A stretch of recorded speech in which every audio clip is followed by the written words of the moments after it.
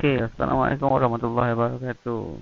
Right, we continue our chapter 5, which is capitals and operating costs, with another subtopic, which is working standard for planning purpose.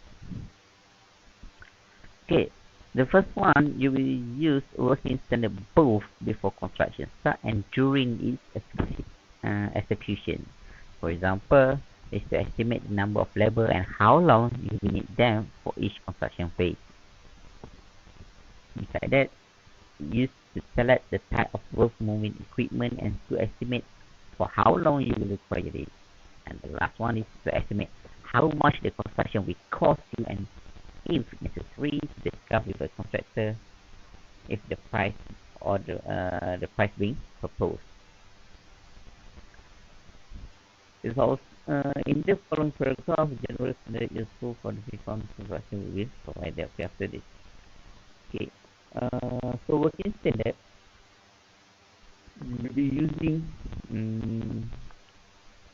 during before the construction starts and during the construction is done. Okay. Sebab dekat sini kita nak menentukan the numbers of labor and how long we need this labor to working for it.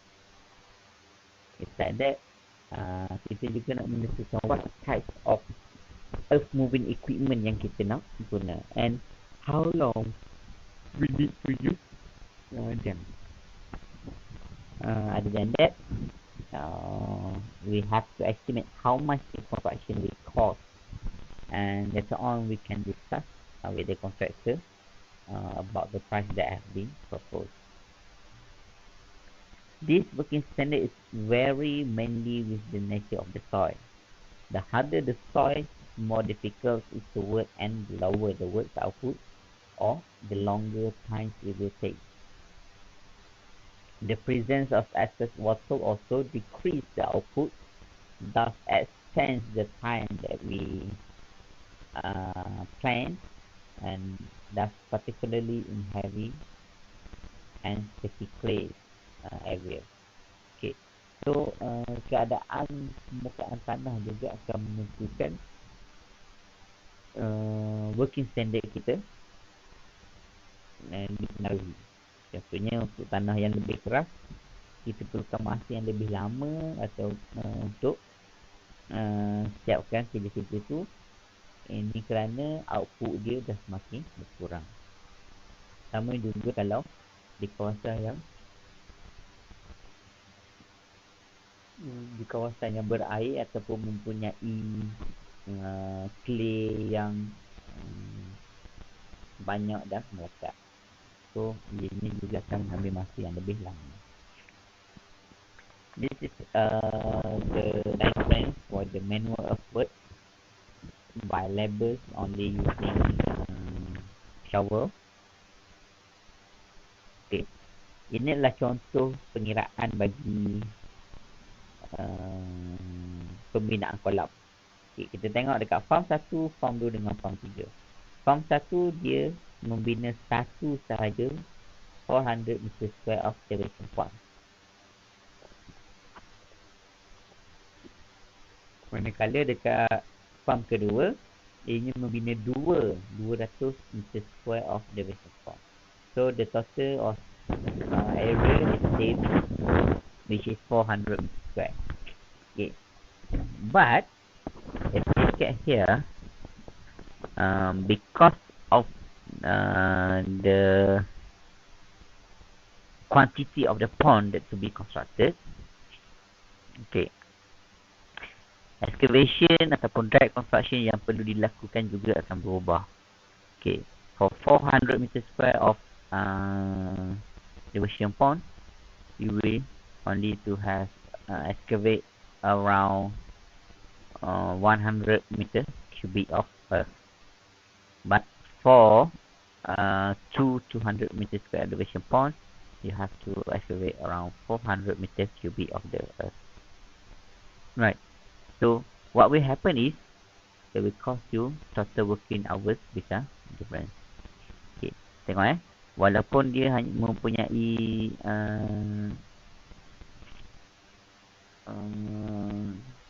keluasan yang sama, but it will cost you total working time up to 3 times higher. Okay. Nampak macam tak ada beza sangat, tapi lagi banyak kolam yang kita bina akan menyebabkan lebih banyak kerja-kerja yang perlu dilakukan.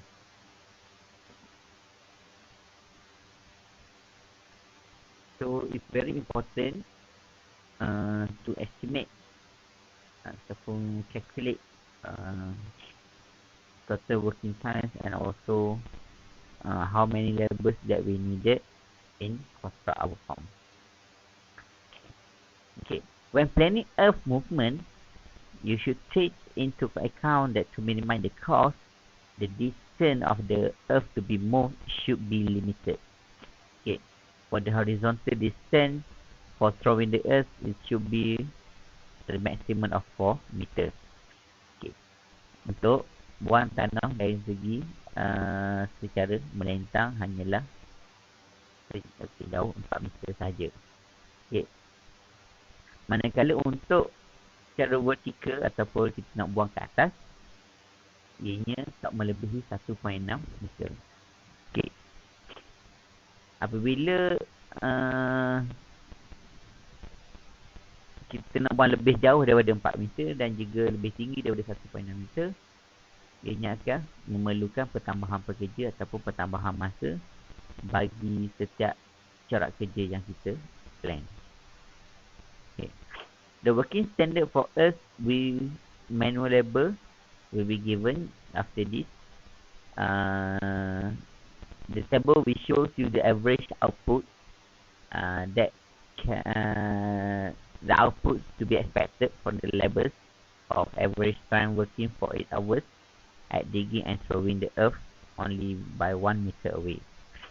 Minimum values are for the excavating and throwing 1 meters away by hole. The maximum values refer to the use of pick and shovel under similar condition, and this output slightly reduced as the throwing distance increase. Okay, ini adalah satu table di mana merujuk kepada average output of manual labor for excavation. Okay.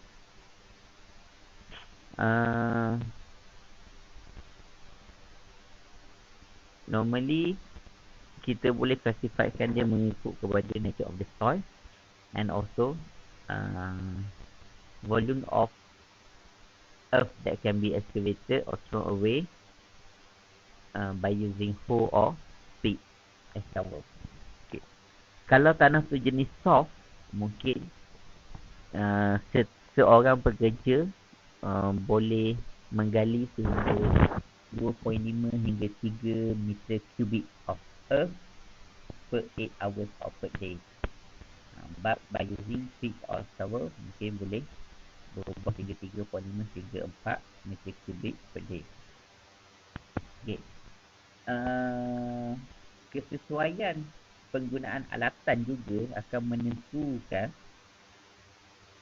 tanah tu boleh digali ataupun boleh dibuang lebih cepat ataupun lebih perlahan. Contoh kata dekat sini adalah untuk tanah soft, pick and shovel lebih efisien berbanding dengan hoe. Tapi di kawasan heavy clay ataupun moderately hard, pick and shovel lebih bagus berbanding dengan hoe. Okay. So ni adalah contoh adalah satu kita panggil estimation, rough estimation untuk average output of the manual labor, bergantung pada jenis tanah dan juga alatan yang digunakan. Daripada sini kita boleh menentukan jangka masa yang diperlukan untuk menggali kolam kita oleh berapa orang pekerja. Kalau kolam kita tu berkeluasan 400 meter square, dengan kedalaman kita nak gali ke dalam 1.5 meter. So roughly is around 600 meter cubic of earth to be removed. Kalau 600 cubic meter of earth to be removed, berapa ramai pekerja yang kita perlukan? It depend on type of or nature of the soil. Yeah. Okay.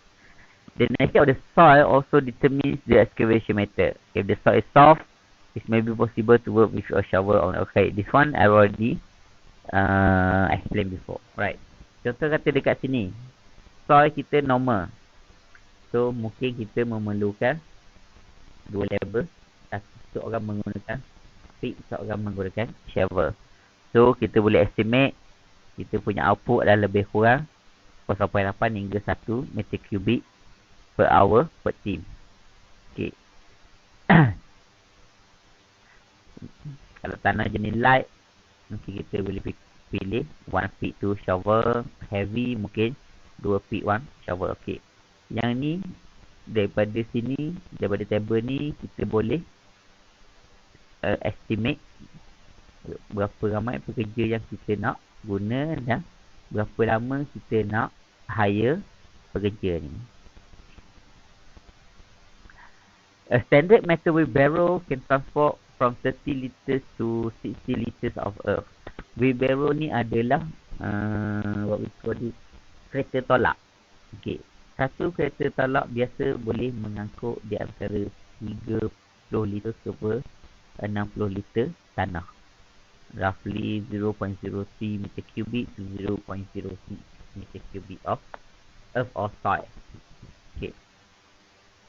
Biasanya kita akan limitkan transportation distance around 50 meters only.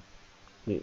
Sebab apa? Sebab lagi jauh distance kita nak angkut tanah ni, maka lagi lamalah kita boleh masa yang diperlukan untuk angkut tanah. This one saya akan explain melalui satu panggil formula. Okay. Formula dia adalah N ini merujuk kepada number of trick. Okay, number of trick di mana dalam masa 60 minit berapa loading time dalam masa 60 minit berapa kali kita boleh angkut tanah. Okay.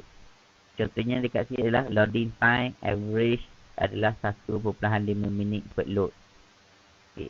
Sekali kita nak load tanah dalam wheelbarrow akan ambil masa 1.5 minit. 1 minit 30 saat. Transport time is based on the total distance to be covered on average distance.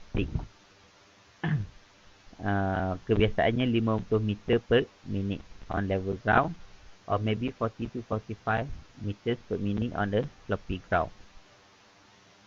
Okay. So daripada sini kita boleh buat satu calculation. Okay. Calculation ni macam mana? Okay. N sama dengan 60 bahagi. Ini adalah loading time kita. Yang ini adalah speed kita. Okay. So daripada sini kita boleh tahu dalam masa 60 minit kita boleh siap 26 trip untuk angkut tanah menggunakan wheelbarrow. Ini adalah salah satu cara pengiraan. So, daripada sini kita boleh tahu lama mana masa yang diperlukan untuk angkut semua tanah yang telah digali. Okay. Estimate the amount of excavated earth you can load in one barrow, for example 0.045 meter cubic or 45 liters. Estimate how many effective working hours there will be for each working day, taking into account resting period which normally total 25%. For example, each 8-hour working days may provide 6 effective working hours. Okay. Daripada sini kita boleh letak average. Mungkin satu wheelbarrow boleh angkut 45 liter tanah sahaja sehari. Dan juga kita perlu consider daripada total working hours yang ada 8 jam sehari, 25% itu adalah resting period. Maksudnya daripada 8 jam kita bekerja, hanya 6 jam sahaja yang efektif. Mungkin yang 2 jam lagi tu adalah masa kita nak minum air, nak berehat. Okay. Sometimes ada yang pergi ke toilet apa semua. Okay. So daripada sini kita boleh estimate berapa trips kita dia boleh buat sehari, banyak mana sekali dia angkut, dan untuk masa berapa lama dia bekerja sehari. So for each day, berapa banyak dia boleh angkut tanah menggunakan wheelbarrow. Okay. Ini adalah example tadi. Okay. Number of trips per effective working hour adalah 26. Effective working hours adalah 6 jam sahaja. Excavated earthwork per wheelbarrow adalah 45 liter. Okay, so dalam masa sehari, berapa banyak earthwork ataupun tanah yang boleh diangkut menggunakan wheelbarrow adalah 26 trip. Darat dengan 6 jam. Yang ni 26 trip 1 jam. So darat dengan 6 jam, effective working hours. Darat dengan tanah yang boleh diangkut untuk satu trip 0.045 ataupun 45 liter. So every day is around 7 meter cubic of earth can be moved or transferred. Itu cara kira dia. Okay. To service if wheelbarrow for transport distance up to 30 meters, you will need at least 1 worker to dig and fill the wheelbarrow and 1 worker to push the wheelbarrow. Okay. Yang ni pula adalah kita nak kira berapa jumlah pekerja yang kita perlu guna. Okay. Kalau kita nak menggunakan wheelbarrow, menggunakan kaedah wheelbarrow, kita perlukan seorang penggali dan pengisi untuk ke dalam wheelbarrow. Seorang lagi adalah untuk angkut ataupun transport the wheelbarrow. Okay. Macam mana pula kalau kawasan tu tropi ataupun perlukan kerja 2 orang? You might need additional workers at particular spots, such as at the dumping site, where to assist emptying the wheelbarrow completely, and also along the transport road at climbing points to help bring the wheelbarrow up the slope. Mungkin dekat sini kita perlu tambah seorang lagi pekerja untuk menggerakkan ataupun menyiapkan kerja menggunakan wheelbarrow. Working standard for most commonly used working machines will be given in the table after this. And these machines are particularly useful if relatively large area of land are involved. Okay. Lepas ni saya akan tunjuk satu table untuk working standard for the machine. Bulldozer output increase as the engine power increase. Okay. This also we shown in another table. And these are approximately output for normal soil condition and for a maximum transport distance of 50 meters. 50 meter by pushing. And lower output should be used as soil condition worsen, for example heavy or heavy. Okay. Selain daripada manual labor, mesin juga boleh kurang efektif jika kita punya condition tanah tu teruk.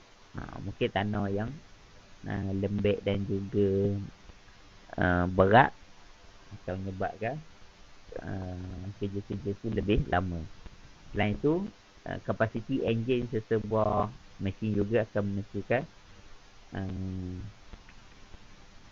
kadar output sesuatu mesin tersebut. Okay, this one is the example for the average output of various machines per working hours. Okay. Maybe for the reaping or removing topsoil, the contractor will need bulldozer D4. Excavation is DA, dive D4. Leveling for bottom using grader. Compaction of dive using D4 and roller. Finishing the dive using manual man. Monk construction using foreman and concrete mixer. Inlet construction also using foreman and concrete mixer. Okay. So dekat sini juga dia nyatakan juga working time or working hours that needed for each item or structure to be done. Okay. So daripada sinilah dia boleh kira balik berapa workers dia perlu guna, berapa orang operator dia perlu guna, berapa mesin yang perlu dibawa masuk, and so on. So daripada sinilah dia boleh keluarkan satu quotation harga kepada kita. Okay, ni adalah contoh kalau menggunakan bulldozer yang berbeza horsepower. Okay. 40, 70, 90 and 130. So each bulldozer yang ada different horsepower ni akan mempunyai blade capacity yang berbeza. Maksudnya dia punya loader dia tu berbeza. Untuk 40 horsepower mungkin dia boleh isi 1.2 meter cubic of earth only. As compared to 130, dia boleh masukkan capacity up to 4 meter cubic of earth in one trade. Okay. Manakala untuk excavation pula adalah lebih kurang pun lebih laju. Kalau untuk 40 horsepower lebih kurang 13 hingga 17 meter cubic per hour. Tapi kalau untuk 130 up to 46 to 70 meter cubic per hour. Okay. So setiap horsepower yang berbeza akan menentukan kerja-kerja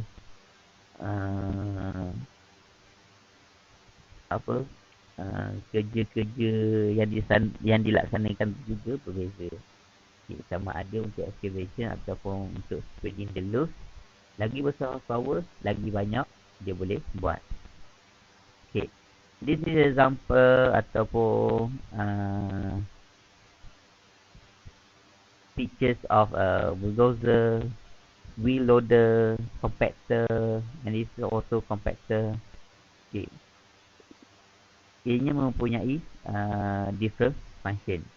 Bulldozer ni biasanya hanya untuk menolak tanah ataupun nak meratakan tanah, berbanding dengan wheel loader adalah untuk angkut tanah.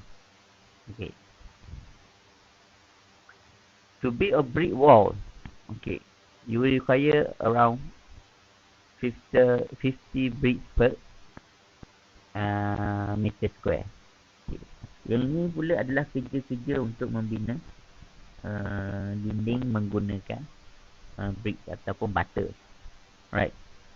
Seorang a good mason can place at most 600 to 800 bricks per 8 hour day. Okay. Dan dekat sini dia nyatakan untuk membuat satu dinding menggunakan bata, ianya memerlukan lebih kurang 50 keping bata untuk 1 meter square. Okay. Dan seorang tukang yang bagus, dia boleh menyusun bata sehingga 600 ke 800 dalam masa sehari. Okay. Tapi ada tapi dia. Kita perlu ingat dalam proses untuk menyusun bata ni, the building ataupun the structure should not be exceed more than 50 meters per day. Ketinggian dia. Ketinggian susunan bata tidak boleh melebihi 50 meter per hari. Okay. Sebabnya kita nak bagi bata tu mengeras, simen tu mengeras dengan bata, barulah kita boleh tambah lagi structure dia dekat atas tu. Okay. So daripada sini pun kita kena dikalkulate balik jangka masa tukang yang boleh buat kerja tu dengan saiz bangunan yang kita nak buat, ataupun saiz brick wall yang kita nak buat. Okay. To make and cast concrete, the required labor varies from 8 work hours per meter cubic to 10 work hours per meter cubic. Okay. It is possible to estimate output by defining the size of each brick based on excavation of blade load.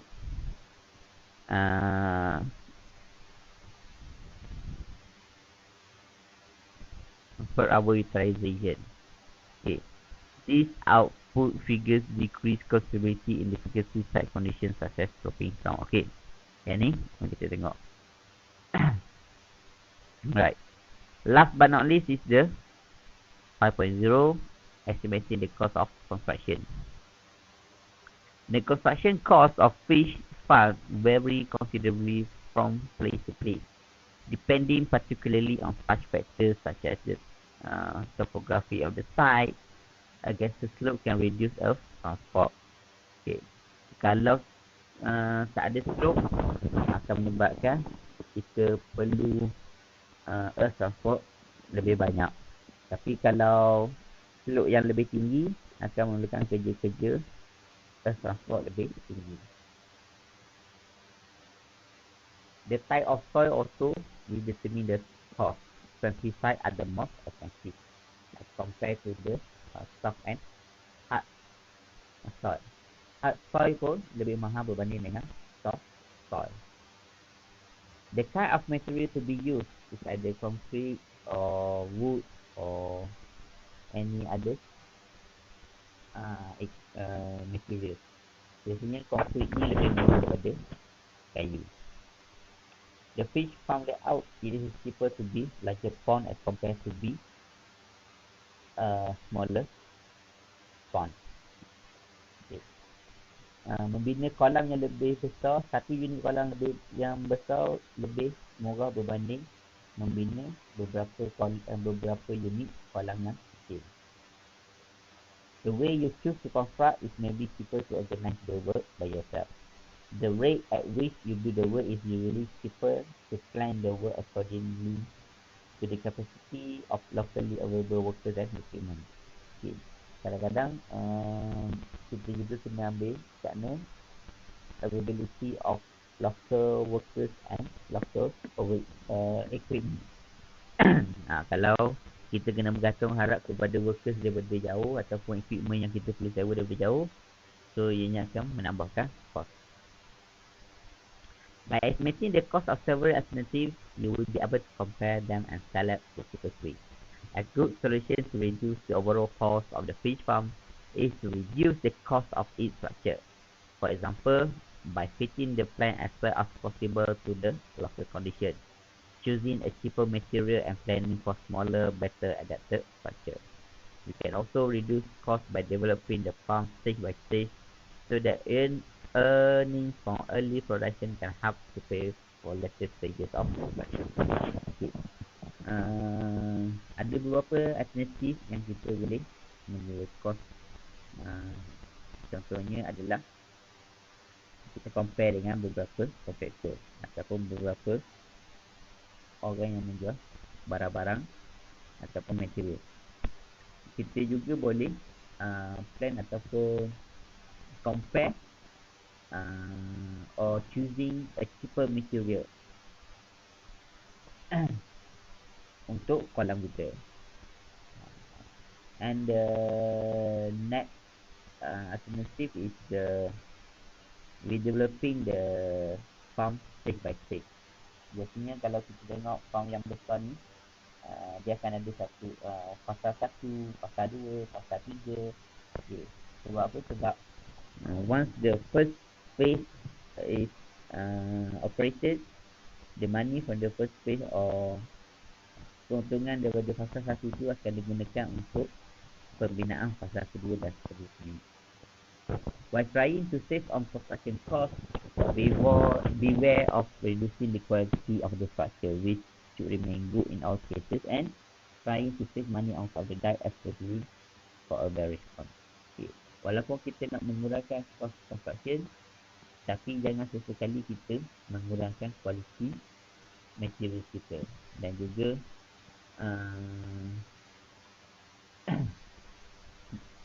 mengurang kita nak save money sangat, kualiti barang kita tak jaga, so at the end baru je pakai beberapa tahun barang dah rosak.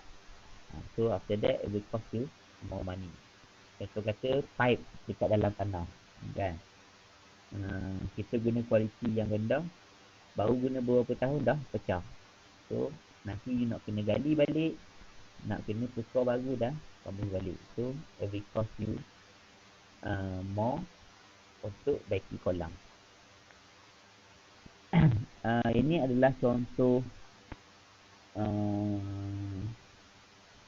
orang panggil macam checklist untuk setiap item dan juga dia punya maintenance. Okay, contoh kata untuk hidden pond, dia punya shelf life dia around 35 to 50 years. Untuk hardwood, kalau kita guna kayu, dia punya shelf life around 10 years dan dia punya maintenance dia sangat tinggi.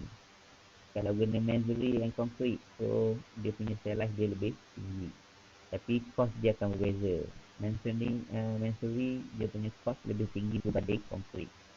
So that's why people start to using concrete for the pond structure, sebab dia punya shelf life dia lebih tinggi dan dia punya maintenance sangat rendah. Untuk hidden canals, dia punya shelf life dia around 30 to 50 years.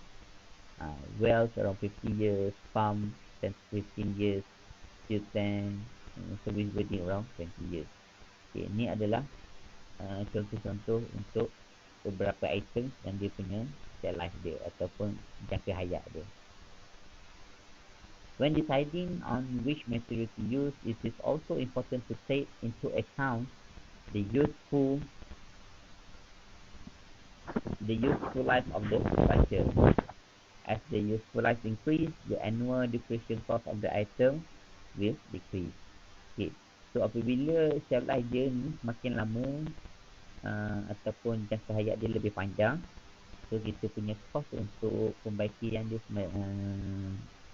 ataupun depreciation cost akan mengurang ataupun akan semakin mengecil. Maintenance cost can also vary according to the type of materials for the construction of the structure. Okay, macam itulah. Contohnya concrete adalah lebih murah untuk di maintain berbanding masonry dan juga hardwood. Major items of cost for the construction of fish farm include site preparation, pond construction, water control structure, and water transport structure. Other costs may include detailed topographical and soil surveys, bagging of the construction work, and miscellaneous expenses such as settling basin, protection canals, access road, fencing, and service building. Okay. Selain daripada site preparation, pond construction, water control structure, and water transport structure, ada cost lain yang juga boleh bertambah ataupun menyebabkan cost of construction kita bertambah tanpa sedar. Contohnya macam settling basin, protection canal, access road, yang tu adalah cost tambahan. Additional structure can be constructed accordingly to the needs of the management of the fish stock, such as harvesting and feeding. Okay. This item also should be calculated, and you may add it separately. A first estimate of the total cost is obtained by adding all these individual costs together. The final estimate, this first estimate is increasing by 10 to 15% for contingency. Okay. Additional structure yang kita tak mungkin tak berada sekali dalam fish farm construction adalah harvesting and feeding. Okay. Yang ni biasanya kita akan kira secara asing, tapi kita tambah secara total dalam kita punya estimation. Okay. So daripada situ kita tak lagi daripada budget, dan mungkin the final estimation kita boleh increase our contingency by 10 to 15%. For manual construction only, the cost estimate is based on the working hours required and on the materials to be used. Whenever machinery is involved, individual cost estimates are obtained as follows. Okay. Site preparation, site clearing, soil removal, storage, leveling, semua ni adalah menambah biaya. For site clearing, price is actually based on the density of the vegetation. Okay. Lagi tempat tu padat dengan semak samun ataupun belukar, lagi tinggi kadar cas yang akan dikenakan. Sama juga topsoil removal atau storage. Lagi dalam kita gali, lagi banyaklah kita kena bayar. Dan lagi jauh kita nak transport tanah tu, lagi banyaklah yang kita kena bayar. From construction, where the dike volume should be equal to the excavation volume. Okay. Kalau excavation volume kita adalah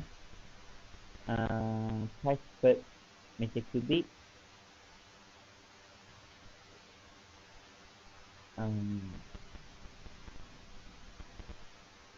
price per macam ni. Kalau kita boleh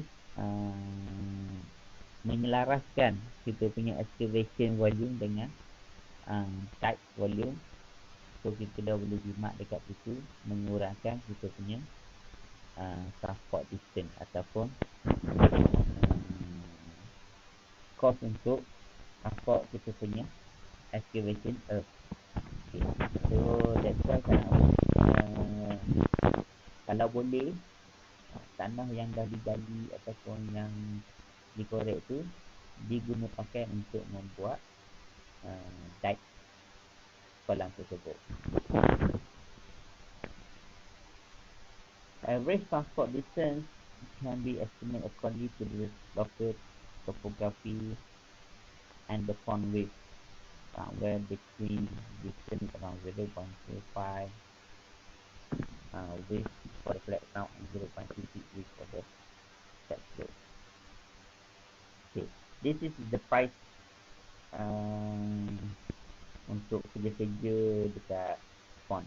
Contohnya for compaction, price is maybe meter cubic of that of per meter cube of the earthwork. For finishing, the price maybe per meter square of the dike. Okay. So ini bergantung pada jenis-jenis kerja. Dia akan kira sama ada per meter kubik atau per meter square. Water control structure, where the individual price is determined accordingly to the quantity of the materials needed and unit price of each material plus labor cost for construction. Okay. Untuk water control structure, biasanya dia akan kira individual price setiap satu structure. Okay. Dan unit price tu akan dibentukkan sama based on the materials, labor cost, and also the quantity and size of the structure. For the water transport structure, where the price of the excavation and forming the water canal is calculated according to the excavation volume. So water canal biasanya dia akan ikut berapa meter padi tanah yang digali. Dia akan ikut harga untuk per meter padi per meter kubik. Okay, this is an example. A paddy pond size of 20 meter times 20 meter to be constructed on the flat area of the land, with the dike cross section being 2.5 meter square, and the vegetation cover consists of clear rainforest, and the topsoil can be removed if 0.2 meter deep. So the structure for the inlet, 1 meter of concrete pipe with diameter 0.15 meter. For the outlet, it's a concrete mound 1.5 meter height on concrete foundation, and the total concrete volume is around 0.34 meter cubic, and the concrete pipeline is 5 meter long with 0.2 meter of diameter. For the feeder canals is 50 meter long with 0.1 meter cubic cross section. Okay. Semua maklumat yang ada dekat dalam ni kita dah boleh buat kira-kira berapa harga yang akan contractor charge ataupun akan ambil. Okey. Ini adalah contoh pengiraan for cost estimation for this 400 meter cubic per day. Untuk site clearing, kita akan kira unit meter square. Okay. So meter square adalah 400 meter square. Cost per unit is 25 cent. So it will cost you $100. Okay. Top soil, kita guna meter kubik. Harga dia 2.5. So you akan dapat $200. Okay. So for all this item, dia akan come out dengan dia punya harga sendiri. Okay. So at the end, you akan dapat total cost untuk satu construction area. Right. Ini adalah salah satu contoh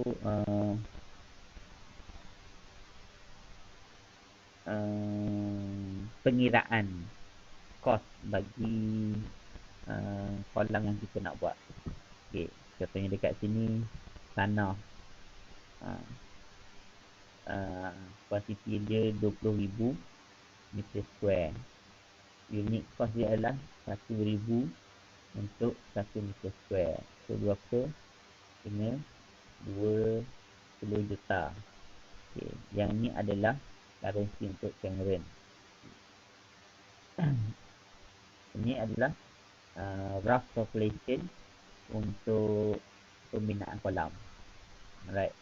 This one is for the equipment, for the pump, water parameter, refrigerator, computer, generator, and also